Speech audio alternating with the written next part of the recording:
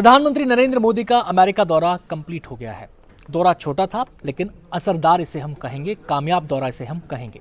अब इस पूरी बातचीत में ट्रंप के साथ जो उनकी मुलाकात हुई, बातचीत हुई, इसको लेकर तमाम लोगों के जहन में बहुत सारे सवाल थे कि कैसी मुलाकात होगी, क्या बातचीत होगी, किन किन बिंदुओं पर बातचीत होगी। और इस बातचीत से पहले टैरिफ एक बड़ा मुद्दा बनकर पूरी दुनिया में घूम रहा था। तो आपको हम बताते हैं कि जो मुलाकात हुई, इस मुलाकात की हाइलाइट्स क्या रहीं, किन मुद्दों पर बातचीत हुई, उनके क्या मायने हैं। तो सबसे पहले वो मुद्दा जो सबकी जुबान पर चढ़ा हुआ था, वो क्या था? वो था ट्रेड एंड टैरिफ का। तो इसमें सबसे बड़ी बात जो निकलकर सामने आई इस दौरे में वो ये कि भारत और अमेरिका अपने व्यापार संबंधों को $500 बिलियन तक ले जाने पर सहमत हो गए हैं। इसमें कोई डाउट नहीं कि ट्रंप ने रेसिप्रोकल टैरिफ की बात की है, यानी कि टैरिफ के बदले टैरिफ की बात उन्होंने की है। लेकिन ये भी बात सत्य है कि जैसा रवैया टैरिफ को लेकर दुनिया के बाकी देशों के साथ उनका रहा है, वैसा रवैया हमें भारत के साथ देखने को नहीं मिला। ये बात हम क्यों कह रहे हैं? ये बात हम इसलिए कह रहे हैं कि टैरिफ के मुद्दे पर एक फ्रेमवर्क की बात यहाँ पर हो रही है, जिसमें दोनों देशों की टीमें मिलकर बातचीत करेंगी। और इस लिहाज से अगर हम देखें तो भारत को यहाँ पर कुछ समय मिल रहा है, जो भारत के लिए राहत की बात है। और वहाँ पर तमाम पहलुओं पर विस्तार से चर्चा होगी, उसके बाद इस दिशा में आगे बढ़ा जाएगा। ये तो बात हुई टैरिफ एंड ट्रेड की। अब बात करते हैं टेररिज्म की।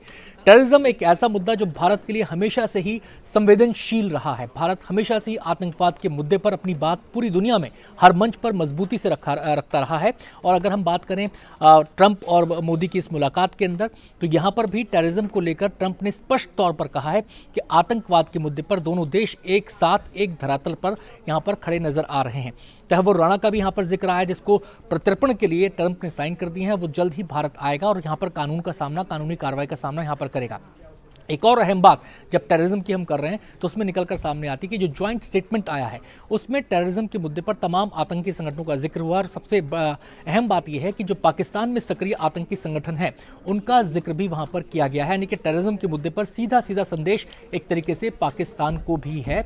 और भारत लगातार ये कहता रहा है कि पाकिस्तान की ज़मीन पर जो भारत विरोधी गतिविधियां होती हैं आतंकी संगठनों के माध्यम से, उन पर पाकिस्तान को लगाम लगानी पड़ेगी। तो ऐसे में ये बात अहम हो जाती है। तो टेररिज्म एक ऐसा मसला इस पर भारत और अमेरिका मजबूती से साथ खड़े हैं। अब बात करते हैं डिफेंस की। रक्षा क्षेत्र एक बहुत व्यापक क्षेत्र है और रक्षा क्षेत्र को लेकर जो बड़ी बात इस दौरे में निकलकर सामने आई वो ये कि ट्रंप ने घोषणा की है कि वो यानी कि अमेरिका भारत को F-35 जो उनका फाइटर जेट है स्टेल्थ टेक्नोलॉजी से लेस, उसको भारत को देगा। अब ये बात क्यों इतनी इंपॉर्टेंट है? ये बात इसलिए इतनी इंपॉर्टेंट है क्योंकि अमेरिका अपनी रक्षा तकनीक को दूसरे देशों को बेचने में, उनको हस्तांतरित करने में, उसका सौदा करने में थोड़ा सा रिजर्वेशन यानी कि थोड़ी सी रिजर्वेशन बरतता है और उसको देने में थोड़ा सा उसको हिचकिचाहट होती है। ये हम कह सकते हैं रिजर्वेशन को थोड़ी सी हिचकिचाहट होती है, वो आसानी से चीज़ें देता नहीं है। लेकिन इस दौरे में इस पर सहमति बनी है। इसका ऐलान ट्रंप ने खुद प्रेस कॉन्फ्रेंस में किया था ज्वाइंट स्टेटमेंट के लिए, जब दोनों नेता आए थे तो उसमें उन्होंने किया था। अब इसके मायने क्या हैं? इसका सबसे बड़ा जो पहला जो संदेश निकल कर आता है वो ये निकल कर आता है कि अमेरिका जो है वो भारत पर पूरी तरह से विश्वास करता है। अमेरिका भारत को अपना न केवल कूटनीतिक साझेदार मानता है बल्कि रणनीतिक और सामरिक साझेदार भी अमेरिका मानता है। ये भी इसका संदेश निकलकर सामने आता है। दूसरा, उसे भारत पर विश्वास है, संपूर्ण विश्वास है कि जो तकनीक वो भारत को देगा, जो हथियार वो भारत को देगा, भारत उनका दुरुपयोग नहीं करेगा। अगर हम बात करें रक्षा के क्षेत्र में भारत और अमेरिका के सहयोग की, तो उसको इस तरीके से भी समझिए कि जब भारत दूसरे देशों से भी डिफेंस में डील करता है, चाहे वो रशिया से करे, चाहे वो फ्रांस से करे, अन्य किसी देश से करे, तो अमेरिका ने एक कानून बनाया है काटसा, जिसमें वो ऐसे देशों से डिफेंस डील करने वाले देश पर प्रतिबंध लगा देता है जो अमेरिकी हितों के खिलाफ हो। तो उस कानून के दायरे की अगर हम बात करें तो भारत के मामले में अमेरिका यहाँ पर भी भारत को रियायत देता आया है। तो अब ये डिफेंस की जो डील है ये बहुत मजबूत होगी और एक फ्रेमवर्क की यहाँ पर बात हुई है जो इस डिफेंस डील को लेकर आगे चर्चा को आगे बढ़ाएगा, जो इसकी मोडेलिटीज़ होंगी, जिसको कैसे एग्जीक्यूट किया जाए, इस मसले पर वो बातचीत करेगा।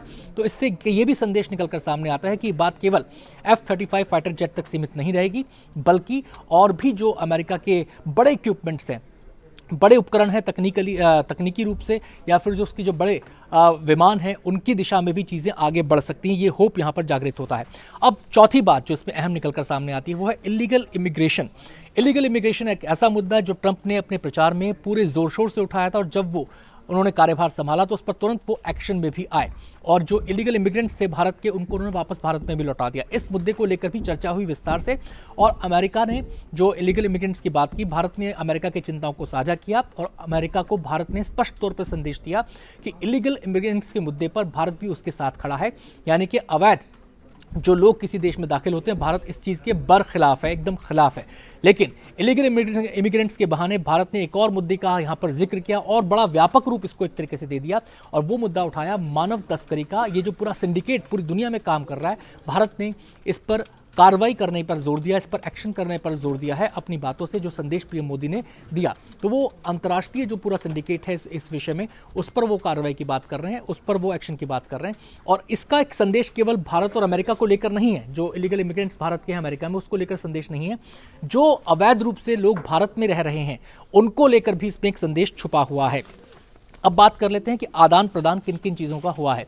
तो अगर हम बात करें तकनीक के आदान प्रदान की, तो एआई को लेकर, सेमीकंडक्टर को लेकर, बायोटेक्नोलॉजी को लेकर, क्वांटम को लेकर दोनों देशों ने यह सहमति जताई है कि मिलकर काम करेंगे। देखिए, आने वाला युग बदलती तकनीक का युग है, तकनीक तेजी से बदल रही है, भारत को उस रेस में शामिल होना है, भविष्य के हिसाब से खुद को तैयार करना है। तो दोनों देशों के बीच ये सहयोग की बात करना एक बड़ा सकारात्मक संदेश देता है भविष्य को लेकर। आपको हम बताएं कि एनर्जी एक और मसला है जो इसमें छठी बात आती है, वो है एनर्जी को लेकर। आपको ध्यान होगा न्यूक्लियर डील हुई थी जॉर्ज बुश के कार्यकाल में, जिस समय मनमोहन सिंह भारत के प्रधानमंत्री थे, और इस न्यूक्लियर डील को लेकर वो इतने मजबूत इरादे वाले थे कि उन्होंने अपनी सरकार तक दांव पर लगा दी थी।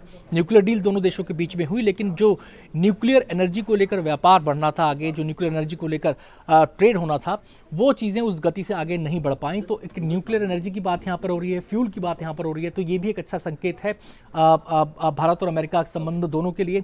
और यहाँ पर जब एनर्जी की बात होती है, फ्यूल की बात होती है, तो आपको ध्यान होगा जब से रूस और यूक्रेन का युद्ध शुरू हुआ, तब से भारत लगातार रूस से ऑयल खरीद रहा है, तेल खरीद रहा है। इसको लेकर कई देशों ने आपत्ति भी जताई, वेस्टर्न कंट्रीज ने, पश्चिमी देशों ने, लेकिन भारत ने उनकी एक नहीं सुनी। भारत ने कहा कि आप अपने हितों को देख रहे हैं, मैं अपने हितों को देख रहा हूं। ये सीधा संदेश विदेश मंत्री एस जयशंकर ने दिया था। तो यहाँ पर ये देखने वाली बात होगी कि इस क्षेत्र में भारत की जो चिंताएं हैं और भारत का जो रुख रहा है, स्टैंड रहा है, उसको लेकर आगे चीज़ें कैसे बढ़ती हैं। तो एक मसला ये सामने आता है।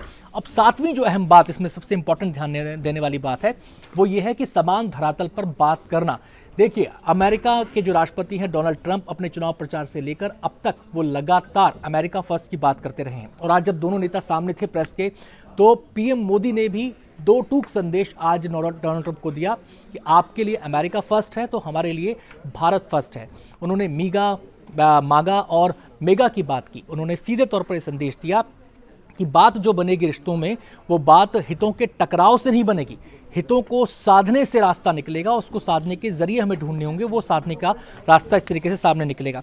तो ये बात हुई। इसके अलावा हम बात करें दोनों देशों के रिश्तों की, तो गर्मजोशी उसमें बरकरार है ही, चाहे कोई भी प्रशासन रहा हो, कोई भी राष्ट्रपति रहे हो। लेकिन एक जो नेताओं की आपसी केमिस्ट्री होती है, वो भी इस दौरे के दौरान देखने को मिली। चाहे वो बात हो गले मिलने की, जब दोनों का मुलाकात हुई तो ट्रंप और मोदी गले मिले, चाहे वो बात हो ट्रंप ने जो पीएम मोदी हैं उनको एक किताब भेंट की। उस किताब का नाम है अवर जर्नी टुगेदर। ये तस्वीरों वाली किताब है जिसमें पूरी इस दोस्ती को तस्वीरों के जरिए बयां किया गया है। चाहे वो बात हो इस किताब पर जब उन्होंने सिग्नेचर किए तो मोदी को महान बताया। एक और अच्छी सी तस्वीर सामने निकल कर आई, वो तस्वीर तब की थी जब वो विजिटर बुक में हस्ताक्षर कर रहे थे। तो आपने देखा होगा डोनाल्ड ट्रंप के ठीक पीछे खड़े हैं और वो कुर्सी को एडजस्ट कर रहे हैं पीएम मोदी के लिए। तो ये कूटनीतिक शिष्टाचार तो यहाँ पर होता ही है, लेकिन एक जो रिश्तों की आपसी गर्माहट होती है वो भी यहाँ पर देखने को मिलती है। और जो सबसे लास्ट बात मैं यहाँ पे कहना चाहूँगा इस दौरे को लेकर, देखिए पीएम मोदी जो है चौथे दुनिया के ऐसे नेता हैं जो ट्रंप से मुलाकात कर रहे हैं। जिन्होंने ट्रंप से मुलाकात की उनके दूसरे कार्यकाल में, पहले इजराइल के प्रधानमंत्री मिले, फिर जापान के प्रधानमंत्री मिले, फिर जॉर्डन के शाह मिले, और पीएम मोदी अब चौथे नेता हैं जो उनसे मिलने पहुंचे व्हाइट हाउस में उनके बुलावे पर। ये बात इतनी इंपॉर्टेंट क्यों? क्योंकि पहले जो तीनों नेता मिले हैं उनकी जो बातचीत का दायरा था वो बहुत सीमित था, और जब बात हो रही है पीएम मोदी के दौरे की तो उस बातचीत का दायरा काफ़ी व्यापक है। अलग अलग मुद्दों पर, दोनों देशों के आपसी मुद्दों को लेकर, विकास के मुद्दे को लेकर, चाहे वो युद्ध का मसला हो, चाहे वो शांति का मसला हो, टेररिज्म की बात हो या फिर तकनीक की बात हो, तो व्यापक मुद्दों पर चर्चा हुई। और ये इस बात से भी प्रदर्शित होता है कि जो अमेरिका की जो नेशनल जो खुफिया निगरानी जो उनका विभाग है उसकी जो डायरेक्टर हैं तुलसी गबार्ड, उनसे उनकी मुलाकात हुई है।